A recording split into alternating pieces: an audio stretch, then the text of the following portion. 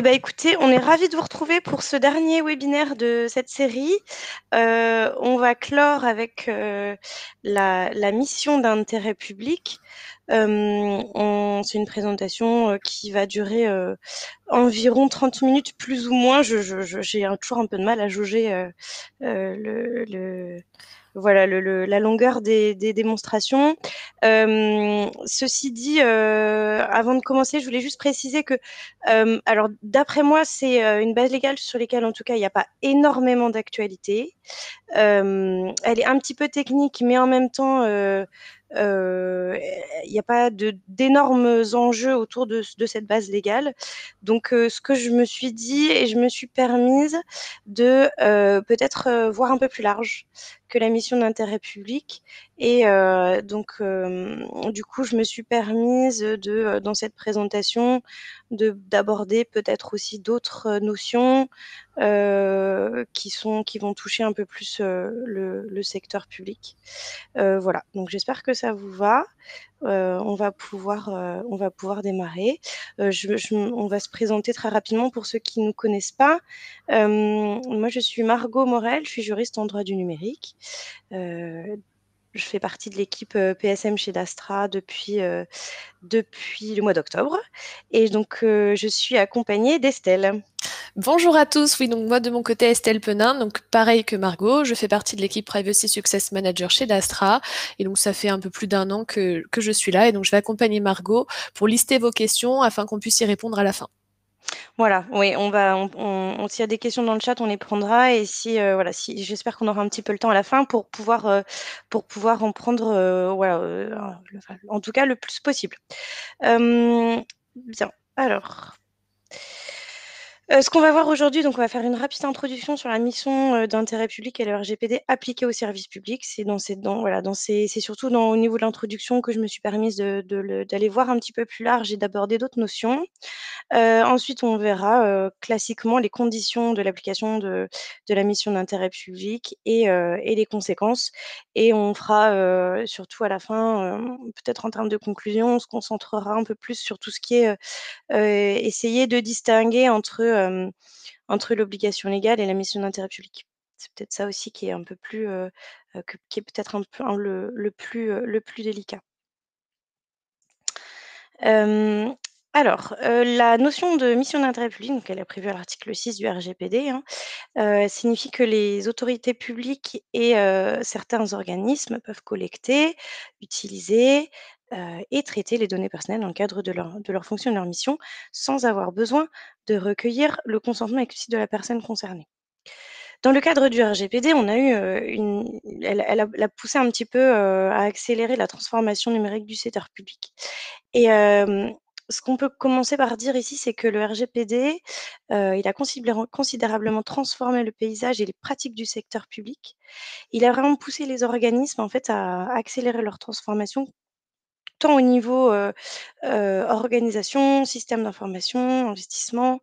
Parce que c'est vrai que, bah, notamment sur le plan investissement, hein, la protection des données, ça nécessite, un investissement réel et énorme, que ce soit dans les équipements, les outils informatiques, adaptés à chaque processus ou même les métiers. Hem et dans ce cadre-là, les applications, elles sont nombreuses, on peut en citer plein, hein, par exemple, l'état civil, les listes électorales, les inscriptions scolaires, la gestion du foncier et de l'urbanisme. On y reviendra sur toutes ces thématiques, mais voilà, donc la protection des données appliquée au secteur au secteur public, grosse transformation, beaucoup d'investissements, beaucoup de changements. Qui est concerné? Donc bien sûr, les acteurs publics sont particulièrement impactés par le RGPD puisqu'ils traitent bien sûr un nombre important et énorme de données personnelles. Qu'il s'agisse de données, RH, leurs propres données RH concernant la gestion de leurs agents, mais aussi bien sûr toutes les données qui vont leur permettre, de mener à bien les missions, de service public. Hem, donc je l'ai cité, je vous ai cité des missions, hein, les transports publics, services postaux, soins de santé.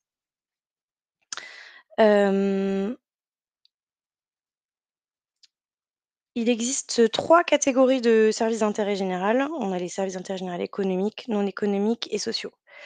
Les services d'intérêt général économique général, pardon, ce sont ceux services, à base de base fournis à titre onéreux, comme les services postaux, sont soumis aux règles européens, régissant le marché intérieur et la concurrence. Mais ces règles, elles peuvent faire l'objet de dérogations, si ça s'avère nécessaire pour protéger l'accès des citoyens aux services de base. On a aussi les services non économiques qui sont, tout ce qui va toucher, tout ce qui sont les services régaliens, tels que la police, la justice, régimes légaux de sécurité sociale, voilà. Et enfin les services sociaux d'intérêt général qui répondent, aux besoins des citoyens vulnérables, se fondent sur les principes de solidarité et d'égalité d'accès. Peuvent être de nature économique ou non économique et donc là, on va être sur les systèmes de sécurité sociale, de l'emploi ou des logements sociaux. Hem, alors, heu, hop, là, je voulais juste faire un petit rappel sur, les obligations un petit peu des entreprises, ou en tout cas du secteur public. Hem, Très rapidement, juste une petite parenthèse. On n'oublie pas bien sûr la désignation du DPO qui est obligatoire. Hem et très important, hein, puisqu'il permet de limiter, notamment quand il est mutualisé, il permet de limiter les coûts, voilà et celui-ci vous informe et vous conseille, sur toutes vos obligations RGPD. Les autres obligations, du RGPD appliquées au secteur public, il y en a beaucoup. Hem, on va être sur le respect des obligations, donc c'est qui doivent être, scrupuleusement documentées, hem, pour pouvoir prouver la conformité. C'est être sur les obligations classiques de cartographie, de registre. On n'oublie pas les analyses d'impact quand c'est obligatoire. À ce titre-là, Dastra, voilà, c'est un logiciel, qui vous permet de pouvoir documenter et de piloter, toute cette conformité en allant du registre, à la cartographie, aux analyses d'impact, et au registre de violation et aux exercices de droit. Pour ceux qui seraient pas encore, clients de la plateforme, voilà, Dastra, c'est un outil qui permet, de pouvoir piloter l'ensemble, de votre conformité. Hem, Très bien. Alors, on va pouvoir passer très rapidement du coup, voilà, maintenant que j'ai fini cette petite introduction autour du secteur public, on va pouvoir passer aux conditions de la base légale, de cette base légale.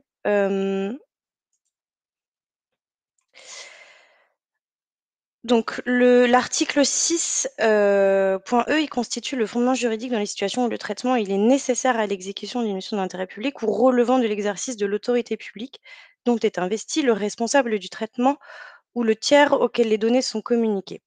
Donc, bien sûr, les autorités publiques peuvent recourir à cette base légale pour fonder les traitements qu'elles mettent en œuvre et en particulier ceux, concernant les usagers.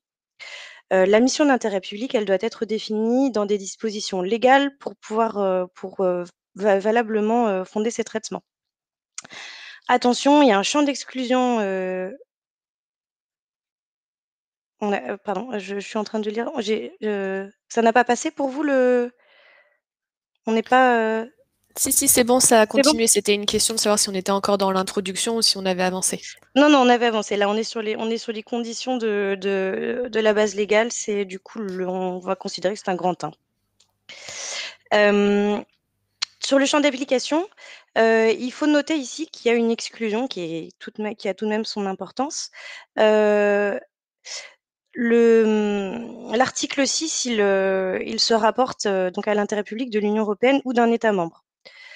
Donc ici, l'autorité publique, elle désigne une autorité qui est conférée par l'Union européenne ou par un État membre.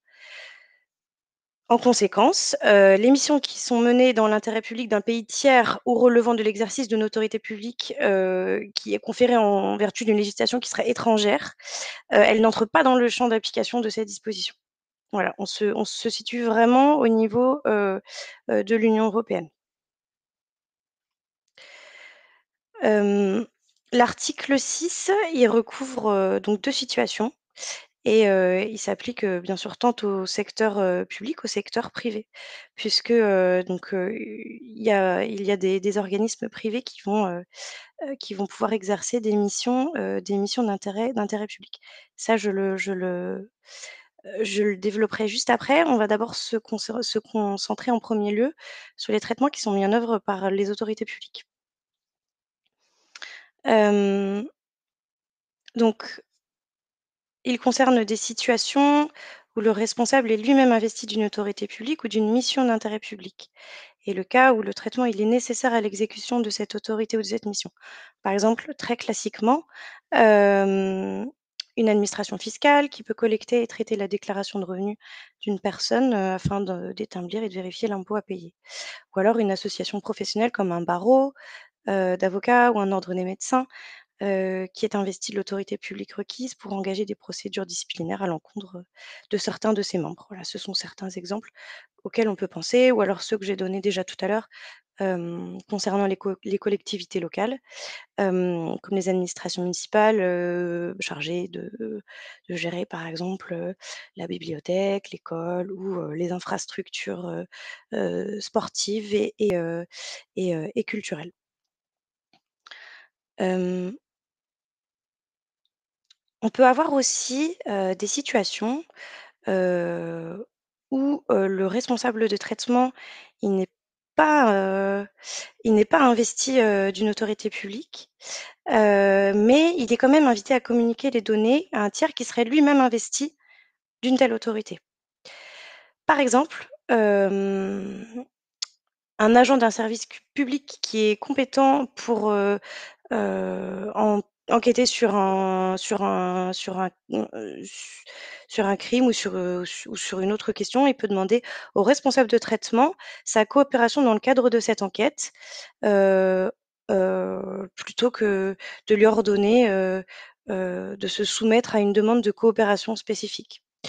Cet article, il peut aussi couvrir des situations où le responsable de traitement communique des données, mais de cette fois-ci de manière proactive à un tiers qui est investi de cette autorité publique. Par exemple, ça peut être le cas quand un responsable de traitement constate, qu'une infraction pénale a été commise et transmet l'information dans ces cas-là au service répressif qui sera compétent, de sa propre initiative. Ensuite, donc pour, tout ce qui est mission d'intérêt public exercée par des organismes privés, hem, ces situations, elles deviennent, de plus en plus courantes et donc bien sûr se répandent en dehors du secteur public. Je vous l'ai déjà évoqué un petit peu plus tôt, et ce, du fait en fait, la tendance à vraiment sous-traiter, les missions de l'administration à des entités du secteur privé. Par exemple, ça pourrait être le cas, de tout ce qui est pour une collectivité, du ramassage scolaire qui peut être effectué par des entreprises privées. Ça pourrait être également, la gestion des ordures ménagères qui est aussi assez souvent, effectuée par des entreprises, par des organismes privés alors que c'est une mission, d'intérêt public. Voilà, on a toutes ces situations qui sont de plus en plus répandues, et qui du coup posent la question du traitement des données par ces organismes. Quelle est la base légale? Eh bien, ce sera bien bien que ces organismes privés ne soient pas, des organismes publics, pourront, fonder leur traitement sur cette base légale, la mission d'intérêt public. Hem,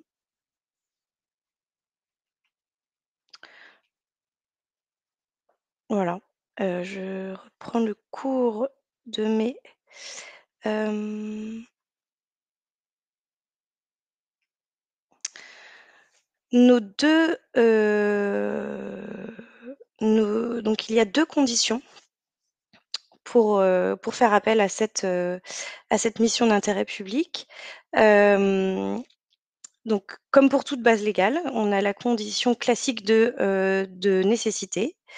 puisque le traitement concerné, il doit permettre d'exercer de manière pertinente et appropriée la mission dont est investie l'autorité publique. Et il ne doit pas avoir un autre objectif qui se retrouverait sans rapport particulier ou trop éloigné des spécificités de la mission d'intérêt public en cause.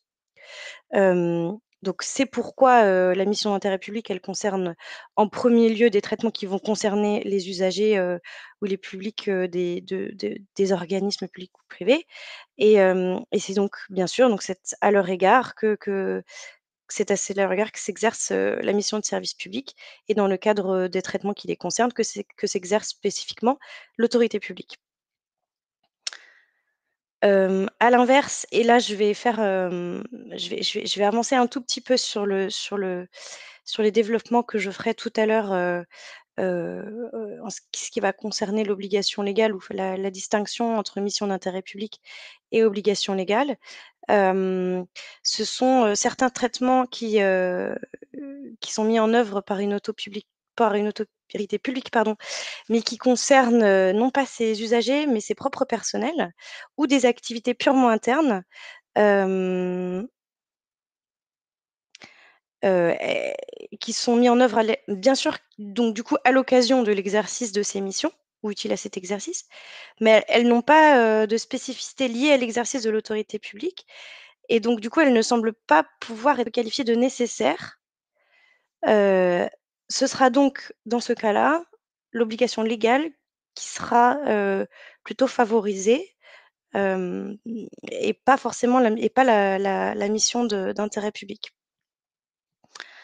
Hem Et là, je voulais faire aussi, une petite, parenthèse, sur une autre notion que je pense que c'est toujours, important d'aborder, dans les webinaires. Hem, c'est que donc bien sûr le responsable de traitement, on vous le je pense qu'on vous le rappelle à chaque fois, mais je pense que c'est important de le souligner, que le responsable de traitement, il doit bien sûr toujours être en mesure de démontrer la validité du recours à cette base légale. Ici, on va faire appel à la notion d'accountability. Hem, Puisque, je pense que vous le savez, mais avec le RGPD, il y a eu, un peu il y a eu un changement de paradigme, qui a un petit peu, bouleversé toutes les manières de faire aussi, hein, mais, puisqu'on est passé d'un système de contrôle a posteriori et une logique, de conformité continue, mais le RGPD, il introduit donc une nouvelle méthodologie qui est un petit peu venue, révolutionner le système, probatoire, donc qui est l'accountability. Et donc l'accountability, c'est l'affirmation de la responsabilité, de l'entreprise et sa faculté à démontrer, qu'elle a bien respecté les exigences réglementaires, heu, en matière de protection des données. Et l'accountability, on va être aussi sur, c'est le bras armé un petit peu de la compliance en fait, hein, qui est donc, l'ensemble des processus et les programmes d'action qui visent à organiser et mettre en œuvre, les procédures et les moyens nécessaires au respect de la réglementation. Mais le accountability, c'est la faculté de l'entreprise, à en permanence démontrer, qu'elle met en œuvre des procédures, nécessaires, et les procédures nécessaires, pour être en conformité avec la réglementation.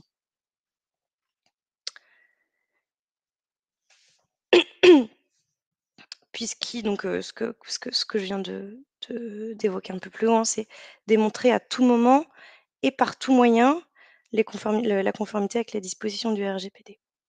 Hem Et une autre notion aussi qui est importante parce que pour moi, elles vont forcément ensemble, et on peut pas parler d'accountability sans parler de privacy by design qui est, dès la conception du produit, en fait, dès le départ, il faut prendre en compte, toutes ces réglementations et les intégrer dans la phase de développement.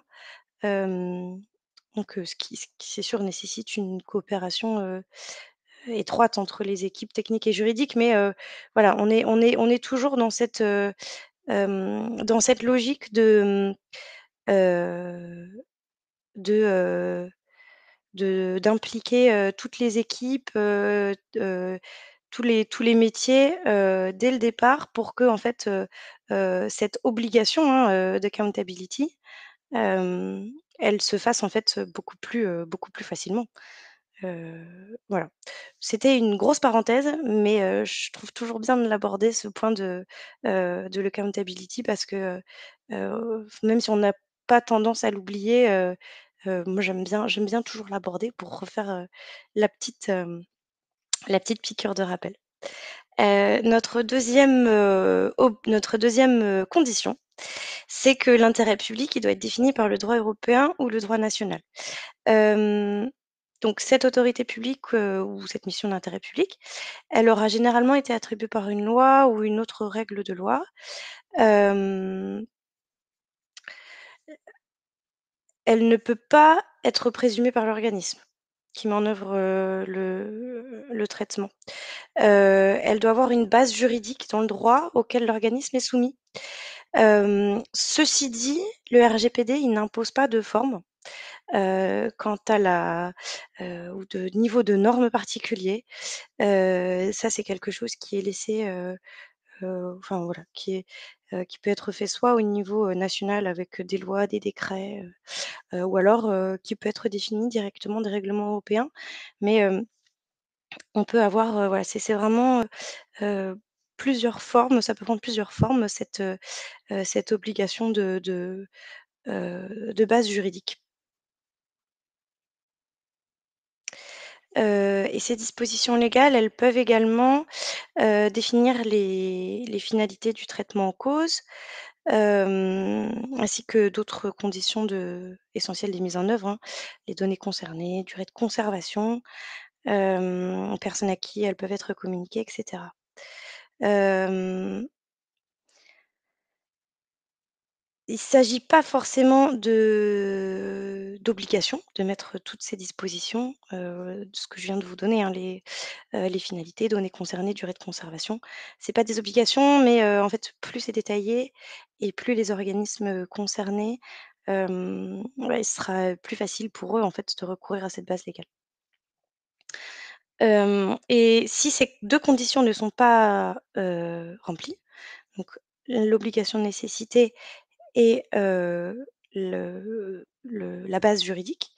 Donc le traitement, il ne peut pas être fondé sur la mission d'intérêt public et une autre base légale doit être recherchée par l'organisme traitant les données. On va passer aux conséquences, parce que je vois que le temps tourne et je ne pensais pas que j'allais autant parler. Hem, donc les conséquences, hop, tac, c'est que, cette base légale, en fait, elle a potentiellement un champ d'application qui est très, très large. Voire, énorme en fait, puisque ça peut recourir en fait, des situations qui sont extrêmement variées, extrêmement diverses. Donc il y a en tout cas le groupe 29, plaide plutôt en faveur d'une interprétation qui doit rester stricte et d'une définition précise, vraiment au cas par cas de l'intérêt public et de l'autorité publique justifiant ce traitement. Hem Toutefois, ou en tout cas, c'est pourquoi, ce champ d'application, large, il justifie aussi, le fait que, comme de manière similaire à la base légale, de l'article, enfin du point F de l'article 6, donc l'intérêt légitime, il y a un droit d'opposition qui a été prévu, et des garanties et mesures supplémentaires, elles peuvent s'appliquer et notamment une transparence renforcée. Hem Alors, il y a aussi d'autres conséquences qui sont assez importantes, c'est le fait que, les traitements qui sont fondés sur une mission d'intérêt public, elles ne sont pas soumises au mécanisme de coopération du guichet unique. Donc la CNIL, elle restera seule compétente à l'égard de ces traitements. Je vous rappelle que le guichet unique, c'est, la procédure qui a été mise en place par le RGPD qui vise à harmoniser au niveau européen les décisions des autorités de protection, concernant les traitements transfrontaliers. Et en fait, les autorités, elles doivent, se coordonner, sur l'ensemble de ces décisions et en fait, le guichet unique, c'est, c'est, qu'il va y avoir une autorité chef de file, en fait, pour tous ces traitements, qui sont mis en œuvre par une entreprise qui serait, établie dans plusieurs États européens, ou alors une entreprise qui est établie dans un seul État, mais qui affecte, sensiblement, des personnes d'au moins un autre État membre. Heu, donc ça, c'était la notion de guichet unique, mais qui ne s'applique pas, lorsque c'est la base légale, de la mission d'intérêt public qui a été, choisie. De même, autre conséquence, on n'a pas de droit, donc enfin tous les droits des personnes concernées peuvent s'exercer à l'égard des traitements qui sont fondés sur la mission d'intérêt public, mais pas de droit à la portabilité. Hem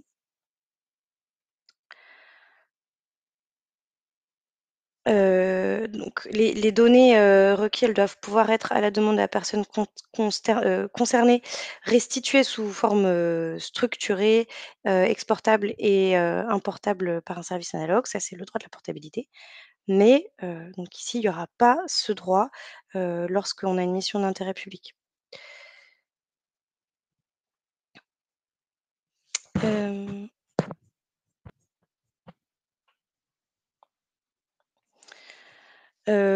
Juste une petite, je vois que ça tourne, en fait, j'essaie de voir ce que je peux peut-être,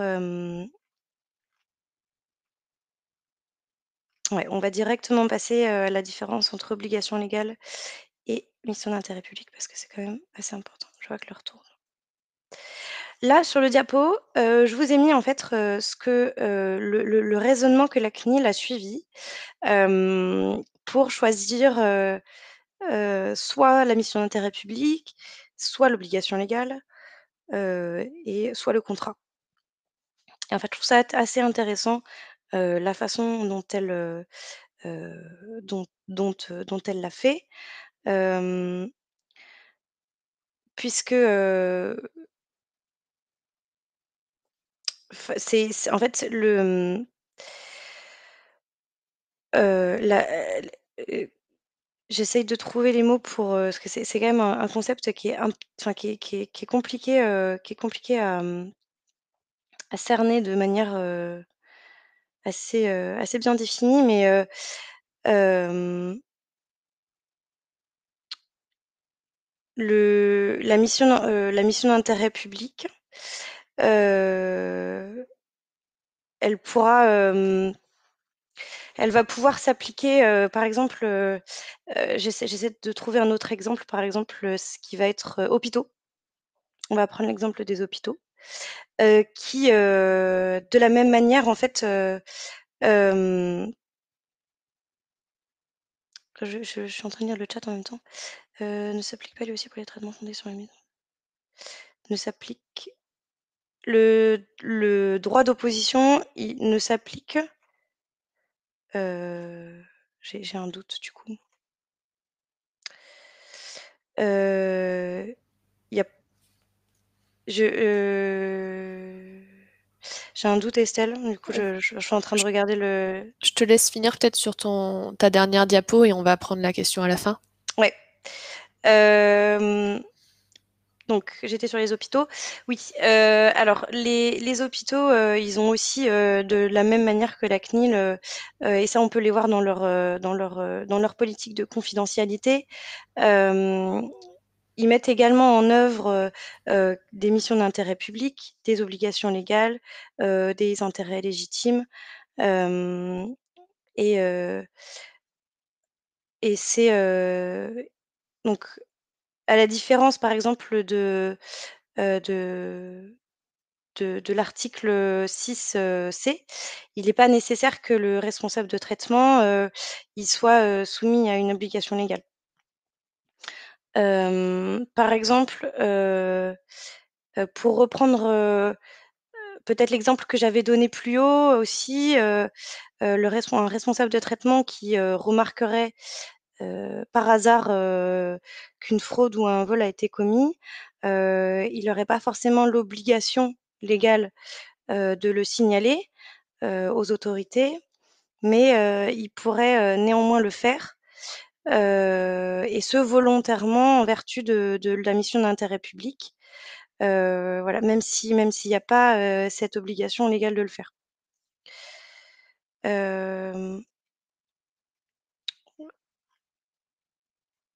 Et puis voilà, c'était un peu pareil pour les organes communautaires heu, avaient fait un raisonnement à peu près similaire. Hem, Par exemple, pour tout ce qui est vidéosurveillance, heu, les organes communautaires ont choisi de baser, la base légale sur, l'exécution de missions d'intérêt public, hem, à l'exclusion, de l'intérêt légitime. Voilà. Je vous propose qu'on passe peut-être aux questions parce que je vois qu'il est déjà midi. Heu, alors, il y en a eu. Est-ce qu'on peut faire un tour des questions? Parce que du coup, je les ai pas Oui. du tout lues pendant le Il y en a une première sur la gestion de la paix, savoir si ça, pour des entreprises, si on pouvait appliquer la base légale de la mission d'intérêt public. Donc j'ai rapidement répondu, mais est-ce que tu veux rapporter des précisions par rapport au champ d'application de cette base légale? heu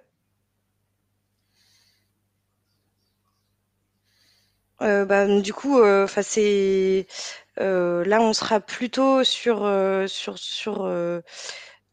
tout ce qui est obligation légale puisque, là, encore une fois, si c'est mis en œuvre, par exemple, même par une collectivité, bien que ce soit dans le cadre des missions, d'une mission d'intérêt public, en fait, c'est pas nécessaire à l'exécution de cette mission. Tout ce qui est plutôt de données RH, on va plutôt être sur une base légale qui va se rapporter, à celle de l'obligation légale. Voilà. Et après, uniquement la question concernant le droit d'opposition sur la Oui, mission d'intérêt public, en la base légale et la mission d'intérêt public. et il y a pas de droit d'opposition. Est-ce que j'ai peur de m'emmêler les pinceaux, mais il y a pas de droit à la portabilité, mais Ça va dépendre du contexte en fait. Il va y avoir un droit d'opposition possible, mais encadré, notamment si c'est une mission qui est exercée et qui prévaut sur les droits et libertés fondamentales de la personne. Donc là, il faudra contextualiser. Mais en principe, il n'y a pas de, enfin les articles, le texte ne dit pas clairement qu'il n'y a pas de droit d'opposition quand c'est la base légale mission d'intérêt public. Il faudra contextualiser. voilà. À la différence du droit de la portabilité. Là, c'est clairement évoqué. Est-ce que, vous avez d'autres questions? Alors, j'étais présent au séminaire, les informations complémentaires compliquent le choix d'une base légale. Est-ce que votre question, Victor, concerne encore la gestion de la paix par rapport aux précisions que je vous ai apportées? Sur la gestion de la paix pour les entreprises, je vous invite à regarder le référentiel de la CNIL et qui comprend notamment la base légale, soit l'obligation légale, soit l'exécution du contrat, je pense, dans ce cadre-là. À définir par rapport à ce que vous évoquez, gestion de la paix. Le référentiel, il indique les exemples et il me semble de mémoire que la gestion de la paix fait partie des exemples énoncés par la CNIL dans ce référentiel.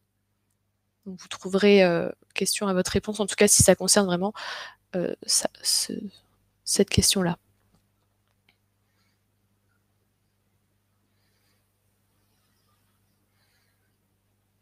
Avec plaisir. Non mais on n'avait plus d'autres questions. Je crois qu'il n'y a pas eu beaucoup de questions, ça devait être assez clair. C'est le principal. Est-ce que vous avez d'autres questions éventuellement à poser à Margot pendant qu'on est là?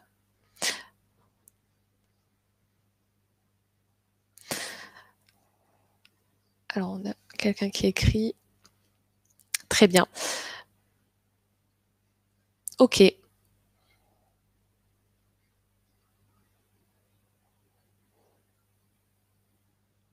Alors, question, mission de service public est égale intérêt public. Oui et non. C'est-à-dire que, l'intérêt public, ça va être beaucoup plus large. La mission d'intérêt public, en fait, ça va être vraiment la base légale, que vous allez choisir pour justifier, la licéité de votre traitement.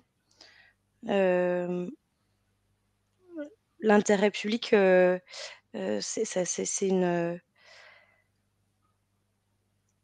notion, un peu plus large qui va faire appel aussi en fait à plus de domaines, je pense, que la mission de service public. Je sais pas si c'est très clair ce que je raconte. Si, si, c'est. Je pense. Pas d'autres réactions, donc je pense que oui.